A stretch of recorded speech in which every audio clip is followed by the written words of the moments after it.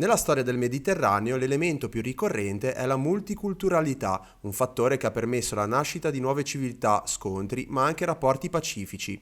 Tra le città più vive nel relazionarsi con le altre ci fu Genova, crocevia di navi e mercanti. L'influenza genovese nell'area mediterranea si basava non tanto sulle guerre, ma su una rete fittissima di relazioni commerciali con vari paesi, anche di religione diversa, come nell'area del Medio Oriente. Nella villa Durazzo di Santa Margherita Ligure il convegno Genova e il Mediterraneo, crocevia di relazioni con culture e genti diverse, organizzato dall'Associazione Gente di Liguria, ha dialogato sul valore e la complessità di questi rapporti tra scontri, differenze e soprattutto tolleranza. In tempi difficili, dove forse l'odio religioso, le guerre erano veramente forse più sviluppate di oggi, ha saputo comunque sia intrattenere dei rapporti con tutti, con l'altro, dimostrando che cosa?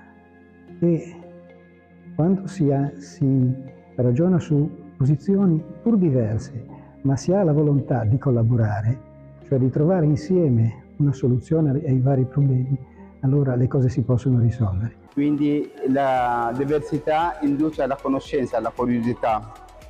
La diversità è ricchezza, perché se noi tutti fossimo uguali sarebbe una noia infinita, insomma, invece andare a coprire il diverso e prendere ciò che piace a noi di più, quello che è utile per noi. Quindi c'è una crescita reciproca nell'incontro e non è lo scontro. Tra i rapporti più duraturi di Genova figura Galata, conosciuta anticamente come Pera. Distretto di Istanbul, Galata è stato uno dei luoghi dove fu permesso l'insediamento di una colonia genovese nel XIII secolo, un filo che ritorna dal passato per legare le due realtà.